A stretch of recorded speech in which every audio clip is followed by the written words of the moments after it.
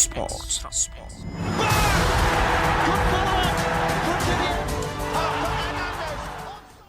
ልክዕ ከም ሎማ አንተ ድማ ቅድሚ 10 ዓመት ታሪክን መዓልትን ክነጋጣጥም ክብራ ሰማዕትና ቅድሚ 10 ዓመት ልክዕ ከም ሎማ አንቲ የርገን ክሎፕ አሰልጣኒ ሊቨርፑል ኮይኖም ድማ ለተሸሙሉ መዓልት እዩ ክሎፕ ለሊቨርፑላውያን ወይ ድማ ለደገፍት ሊቨርፑል ከም ጥርጣር ድማ ላብ አመንቲ ቀይረኩም ይሎም ድማ ተዛሪቦም ነይሮም እዮም መጀመሪያ መጽኦም ትጋንታ ሃሚኻ ትራንስፎርም ትገብሮም ተዋይሉ ክዕተተለው 4 ዓመታት የድልየን እዩ ካው ድሕሪ ድማ ተሓቱን ይሎም ገሊጾም እዮም ስለዚ ኣብ ውሽጢ 8 ዓመት ድማ ሊቨርፑል ቻምፒየንስ ሊግ ፕሪሚየር ሊግ ካልኦት ናይ ካፕ ውድድራት ድማ ዓወተ መዝጊቡ እዩ በቀሊሉ ድማ ተፈታይ ጋንታ ክኸውን ድማ ገይሮም እዮም ካፍቲ ሴሌብሬሽኖም ማለት ምስተጻወቲ ለለዎም ሱጡም ለኾነ ርክብ በተመሳሳል ድማ ካሪዝማ ለባህል ትስብእና ናይ የርገን ክሎፕ ድማ ጣዕም ናይ ሊቨርፑል ጥራሕ ከይኾነስ ካብዚ ካብ ዓድናውን የርገን ክሎፕ እውን ብውልቀ ለፎቲዩ ሰባት እውን ክልዩ ኣኺሎም እዮም ሃም ሃገር እውን በተመሳሳሊ ጀርመን ልበሃል ዓዲ ቲ ስቴሪዮታይፕ ልበሃል ብነዊሕ ግዜ ለመጻ መለኻኽታ ክቅይሩ ገይሮም እዮም ጀርመናውያን ማለት ኮስታራታት ጀርመናውያን ማለት ቀልድ ላይ ፈልጡ በቀሊሉ ድማ ገጾም ላይ ፍታህ ተባሂሉ እዩ ዲፋይን ተገይር ነይርሞ አይ ዶንት ኖ ካልኦትኩም ከሃም ኡዲኩም ዲፋይን ተገርዎ ግን ሃም ዓይነት ስቴሪዮታይፕ ነይሩ ይልበሃል ወይ ድማ አተሓሳስባ እዚ ሁሉ ልቀየሩ እዮም ምክንያቱ አፍቲ ፕሬስ ኮንፈረንሶም እናሰሓቁ እናተጫወቱ ቀልድ እውን ሕውስ እናበሉ ኣብ ሜዳ ድማ በተመሳሳሊ ልጉዳእ ተጻዋት ተሃልዩውን ሃም አቦ ተናይ አቦ ካራክተር ድማ እናረዩ ማንም ተጻዋታይ ብናይ የርገን ክሎፕ ሕቁፍ ድማ ለይጣዕሚ የለይ ኩሉ ተሓፊቁ እዩ ኢቭን ናይ ተጋጠምቶም ተጻዋትውን እንሐሳሰዩ ልረእሞ ካፍቲ ታክቲካሊ ማስተርነቶም ተናይ አቦ ፊገር በተመሳሳሊ ድማ የዋህ ለሆነ ካራክተር ድማ ጀርመናውያን ለካም ዝድዮም ልክንብል ድማ ገይሮም ናይም ሉሉ ስለዚ ንብርክት ዝበሉ ጸዋታታት ድማ ዓወት ጥራሕ ልክምስ ገበሉ አንፊልድ ድማ ልገበሩ ብሉጽ አሰልጣኒ ነይሮም ሞ ቅድሚ 10 ዓመት ሃምሎም ማዓንቲ እዮም አሰልጣኒ ኮይኖም ብርክት ዝበሉ አሰልጣንቲ ክሰርሑ ወለ ይኻሉ ነገራት ድማ የርገን ክሎፕ ሰሪሖም እዮም ኬኒ ዳግሊሽ አዊዎም እዩ ፕሪሚየር ሊግ ምምጻ ብሬንዳ ሮጀርስ አዊዎም እዩ ራፋ ቤኒቴዝ እውን አዊዎም እዩ ኩሎም መኪሮም ነይሮም እዮም ኩሎም ድማ ለደሊዎ ተጻዋት ድማ አፈሪሞም ነይሮም እዮም ሉዊስ ሱዋሬዝ እውን አፈሪሞም ነይሮም እዮም አንዲ ካሮል እውን ፈሪሞ እዩ ማዓት ተጻዋት እዮም አፈሪሞም እን ፈርናንዶ ቶሬስ እውን ፈቲኖሞ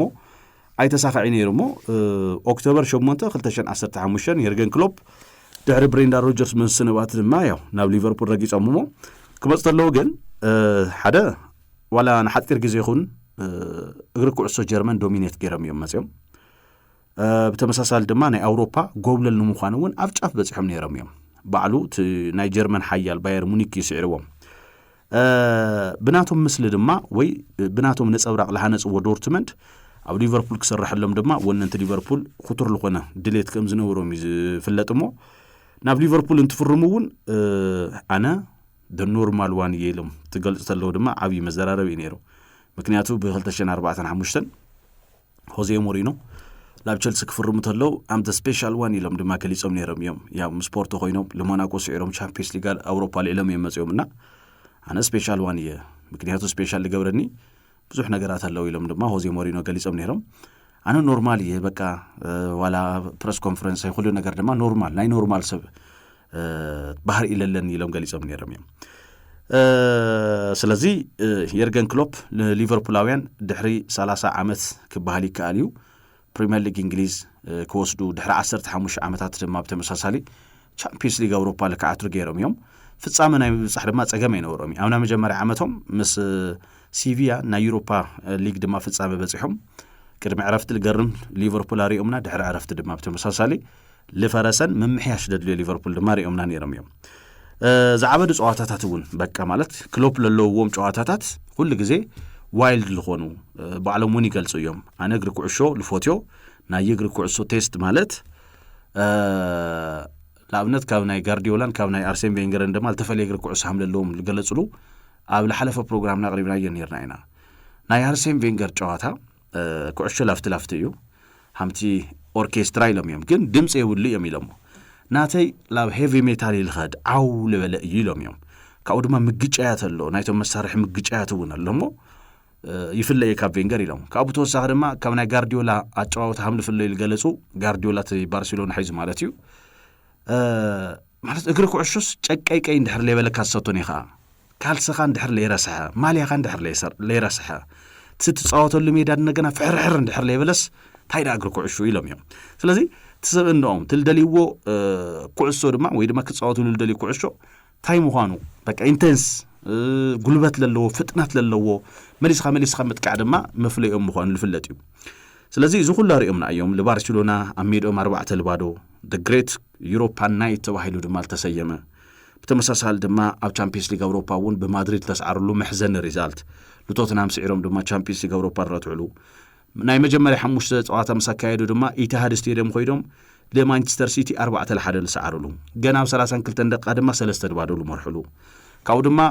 3-1 እንዳመርሑ በርንማውዝ ድማ 4-3 ለተረትዕሉ በሐፈሻ የርገን ክሎፕ ለሐዝዎ ጋንታ ክሪኢ ለይደሊ ሰባይ ነበረይ ናይ ሊቨርፑል ጸዋታ ድማ ከየም ልጠኒ ልብልና እዞም ማሰልጣን እዚኦም ድሕሪ 10 ዓመታት ድማ እናተዘከሩ እዮም ዝርከቡ ብፍላይ ደገፍቲ ሊቨርፑል በቃ ሳላኻ እዩ ምክንያቱ ስኻላን ጸፍኻዮ ፋውንዴሽን እዩ ሕዝውን እናጠቅመና ልርከብ እንዳወል እዮም ዝርከቡ ትናይሎም ዓመት ሊቨርፑል ከዕረድዩ ካሊ ጉዳይ ግን ካፍቶም ብሉጻት ፈረምቶም ልበሃሉ ናይ መጀመሪያ ፈራሚኦም ልኾነ ሳዲዮ ማኒ እዩ ልክዓም ወዶም ዝርእይዎ ፈላም ናይ ክሎፕ ፈራሚ ኢነርጂ ፍጥነት አግሬሲቭነት ድማ ለማለ ተጫዋቲ ወላኮ ብዙሓት ጋንታታት ተሪእሞ ተነወሩ ክሎፕ ግን ዝተጻዋታይ ዚ ብቲ ሽዑ ዝነበረ ዋጋ ድማ ማለት ርካሽ ብልባሃል ዋጋ ናይ ሊቨርፑል ድማ መጻይ ናብ ዝለዓለ ደረጃ ዝቀይሩ አሰልጣን እዞም ሰብኣይ እዚኦም ብፍላይ ካብ 30ታት ካብ 20ታት ድማ ሓሊፎም ላብ 7ታት ሓፍ አቢሎም ገንዘቦም ድማ ቫን ዳይክ ብምፍራም ባንኪ ናይ ሊቨርፑል ብትትለምዶ አባሃላዩ ለሰወረ አሰልጣኒ ንሲቲ ረቲዑም ድማ እዮም ሰርቪስ ቫን ዳይክ ኣብ ሊቨርፑል ከህልቅ ገይሮም ጊዜ ከይወሰደ ድማ አቦቱ ናይ ዓለምና ቁጽር ሓደ ምዃን ድማ ከመስግር ልጎርዎ እዮም ካው ድማ በተቃራኒ ቫን ዳይክ ሪከርድ ሰይሮም አምጽዮሞ አንዲ ሮበርትሰን ድማ ካብ ዝወረደ ሃል ሲቲ በ8 ሚሊዮን ፓውንድ አምጽዮም ድማ ናይ ዓለምና ብጸጋ መስመር ድማ አፍቲ ግዚኡ በጣም ቤስት ለሆነ ተጻዋት ድማ ክገብሩ ወኺሎም እዮም ስለዚህ የርገን ክሎፕ በዞም ነገራት ጆም ኤክስትራ ስፖርት ነው እንዳዘከረው የሚዘርከው ምስ የርገን ክሎፕ ተአሳሲሩ ክልተ ጊዜ መነጽሮም ተሰይሩ እዩ ሓደ ጊዜ ኣብ ዶርትመንድ እንዳሐለዩ ለመጀመሪያ ጊዜ ለባየር ሙኒክ ሰዕሩተለው ኑሪ ሳሂን ዘሊሉ ክሕፎቅም ክብል መነጽሮም ተሰይሩና ቅያር መነጽር ነርናው ገዛይ ግን መነጽር ከይገበርኻ መገርኻ ኢኻ መነጽር ካአሊሽ ትረኽቦ ኢሎም ድማ ለተዛራው በክሳብ ሕዚ ይልከርም መነጽር ለይብልኻስ تغير من الصرخة أهم غير خاك ترخوا يلومي كأو مس نورويتش ناتتصاوتو أمود أتدقيق قد ما شتو تمزجيو آدم لالانا كحفوقهم دما تخال أي من الصورم دما هم تسافروا ونذكرينا بحفشة يرجون كلوب لجرم فايب دما أو مدرة إنجليز دما فتيرهم نيرهم يوم كم مانشستر لابنات مانشستر يونايتد وندليهم نير البالجن تناي إغريكو عشقان تامور لآيه ليفربول يلم دمم ممراصومون خالي أزرارة وقداي نيرو سلازي أنفيلد تلفرح أنفيلد غيرهم وأيوم إن بول سكولس وون تناي كتصالي صواتا مسرت غيرهم مع رأيو لمانشستر يونايتد لواصون داولي امزركومو سسان شومونتن ጨዋታታት أنفيلد سعرت كيت أنا غير دما كزلقون غيرهم لفلطو سبيومو مسرت حززلو ليفربول يرجن كلوب يوم 30 عام تصبيهم بريمير ليج يوم 14 عام تصبيهم دما ቻምፒየንስ ሊግ አውሮፓ ለሕፈቁ ብሉጽ አሰልጣኒ ልክዕ ከም ሎም አንተ ቅድመ 10 ዓመት ናይ ሊቨርፑል አሰልጣኒ ነሮም እንዳበልናኩም ኢና ክብራ ሰማዕትና ናብ ናይ ክርስቲያኖ ሮናልዶ ገንዘብ ክንሰግሪና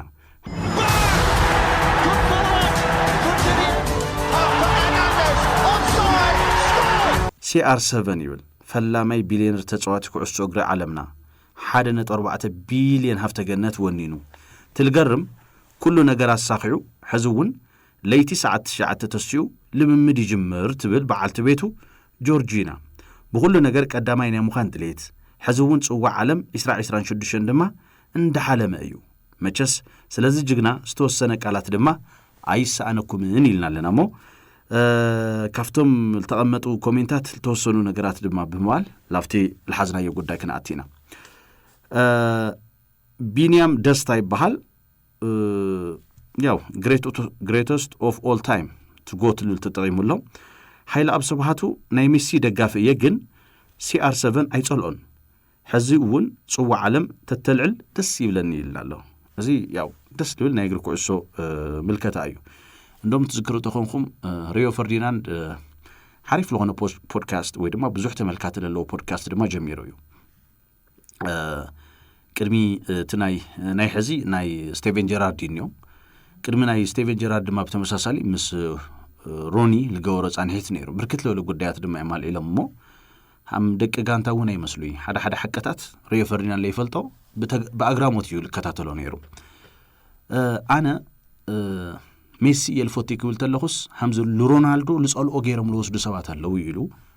روني تزاري بنيرو رونالدو مالت لشد شعمت كباب دما بحبار التجاوت يوم بزح صوعت دما للطعام يوم جن سلا ميسي كد نقتلخو لرونالدو نايمس لا تجهرس يوسديو في الصوم جايزي لرونالدو للنا خبروت دما ليقنس يلو غليزيو سلازي بزعبا رونالدو كوغعتلو تناي رونالدو اجندا طرح كتسمع اللوا نصصر من يبلص من يبلصن كيهونس سلو رونالدو لما انت لابنت علم ملو بزعبا رونالدو نواغع يزركومو اسو كنا كافلوكم غويتا قلدو يلبل سمو ناي فيسبوك سمو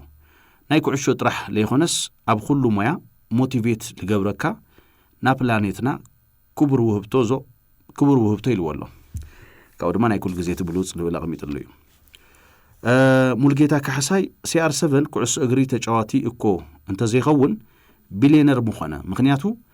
ብንእሽተይ ዘይዓግብ ኣብ ስራሕ ዝኣምን ጅግና ስለ ዝኾነ ኢሉውን ገሪጽ ወለዚ መሰረት ግን ኩዕሶ እንተ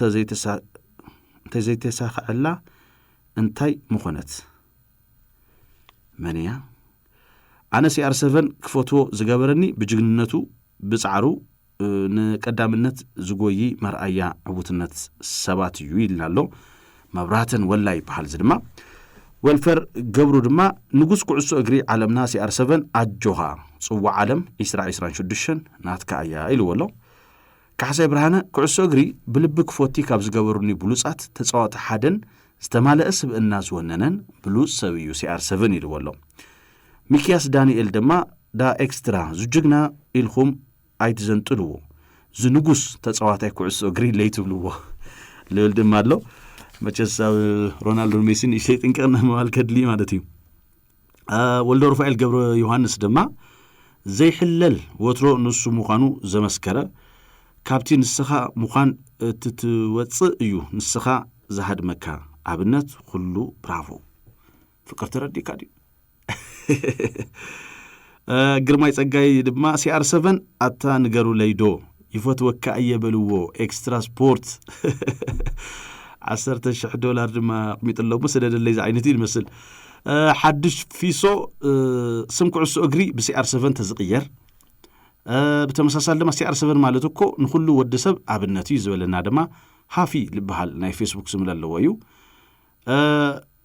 ابز دما ليو از ذا كينج اوف فوتبول سلا ميسي غلبلونا يبلنالو نا اود يبحال يوناس تفري وبنه دما موموتيو بالاند اور only deserves for Messi ይልናሎ ሀፍቶም አማሃ ድማ ጅግና CR7 ይብሎ ዮርዳኖስ አዱኛ እቲ ዝሐልሞ ጽዋዕ ዝተሳኸዐሉ አቦ ጻዕሪ ሜሲ ዓለም ዋንጫ ክሳኻዕ ከሎ ከንፈታው ኩዕሶ እግሪ በጣም ይደስ ዝብል ነይሩ ሮናልዶ ድማ ተመሳሳሊ ምን የሉ ዝብል እዩ ባይ ዘ ወይ CR7 ወን እንደሕርዳ ለሳኻዕ ኮይኑ ተአምሪ ማለት እዩ ኣብ እግሪ ኩዕሶ እስኪ ላፍቲ ናይ ጉዳይ ከናቲ መቸስ ሃምቲ አመተይል ገለጽ ኩልኩም ብሉምበርግ ልበሃል ፋይናንሻል ለሆነ ሓበሬታታት ድማ ትረኽብሉ ዌብሳይት እዩ ካው ድማ ብሉምበርግ ተባሂሉ ሃም ሚዲያውን ተቋሚ ማለት እዩ ናይ ብሉምበርግ ቢሊዮነርስ ኢንዴክስ ልብል ድማ ኣሎ ናይ ሃፍ ختም ሰባት ድማ ዓመታዊ አታዊ ዝከታተል ብፍላይ ድማ ዝተጻሪ አታዊኦም ድማ ለከታተል እዩ ናይ CR7 ድማ ሃፍተ ገነት ካብ 2002 ጀሚሩ ክሳብ 2020 ናብ ዘሎ አይ ቲንክ ከባቢ 20 ዓመት ተኸታቲልዎ ኣሎ ማለት እዩ ናይ ክርስቲያኖ ሮናልዶ ዛጊድ ካብ ኩዕሶ ክንደይ ረኺቡ ኢንቨስትመንታት ማለት ኣብ ዝተፈላሊ ኢንቨስትመንታት እውን ኣሎ ለኣብነት በCR7 ስም ሆቴላት ኣለው ብርክት ለሉ ማቴሪያላት ድማ በCR7 ስም ይሽወጥ እዮም ስፖንሰርሺፕ ድማ ኣሎ ለኣብነት ምስ ናይክ ናይ ዕድመ ልክዕ ኢሎም የልዕልዎ እዮም ሰባት ናይ ዕድመ ልክዕ ኮንትራት ኣለዎ እዩ ክሳብ ብህይወት ዘሎ ኢሎም ክሳብ 1 ቢልዮን ድማ ውዕል ከም ዘለዎ ይግለጽ እዩ ግን ብዝርዝር ክንመጾ ኢና ስለዚ ተደሚሩ ተቐኒሱ ድማ ሮናልዶ ናይ 1.4 ቢልዮን ወናኒ ኢሉ ድማ ብሉምበርግ ኣውፅዎ ኣሎ 938 ጎል ዳቁፀራ 62 ድማ ልሽሕ ዝተረፍኦ بتمساسال دما اندحر دا حدا جول لو تصير خوينو دما أو سعودي بروليك 80,000 باوند دما بونس لوهاو على ناصر لبهال زجانتا رونالدو الصوت اللو دما نيشتي رونالدو قبل ما تصير ما تسوى عسى إنه زركاومو اندحرنا إيشيا كاب عتيرة دما 6.5 مليون باوند دما لو كازنو كأتيلو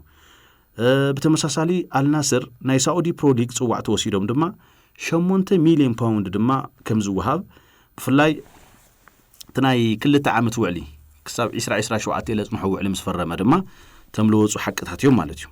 سلازي كاب كلتشحن كلتن كساب كلتشحن 20 CR7 تايو فري ليفل دما ايو بلومبرج لما عندنا عالم الله وغيره زركومو فلاماي ناي عالمنا كعسو اغر تصاوتاي بليونير لهونه كريستيانو رونالدو طرحيو بخالي عودتات سبورت لابنت مايكل جوردان روجر فيدرر دما بيلينر لخونو سبورتاويان يوم اتب باسكيتبول اتدما ميدا تنس مالتيو مبزحتي افته جنتهم ግን ካፍቲ ስፖርት ከይኾነስ ካብ ዝተፈላሊ ኢንቨስትመንት ልረኸብዎ እዮም ይልብል ናይ ሮናልዶ ጉዳይ ብዝርዝር ክንሪዮ ማለት እዩ ለኣብነት ዕድመ ልክዕ ምስ ናይክ ፊርማ ኣለዎ ኢልና ነርናሞ ግን ዓመታዊ ካብ ናይክ 18 ሚልዮን ዶላር ዝረክብ እዩ ክርስቲያኖ ሮናልዶ ብተመሳሳሊ ካብ 2002 ጀሚሩ ክሳብ 2023 ድማ ብመሃያ ጥራሕ 550 مليون دولار دما رونالدو كم زرخبه بلومبرج أصنع يلخو يللهم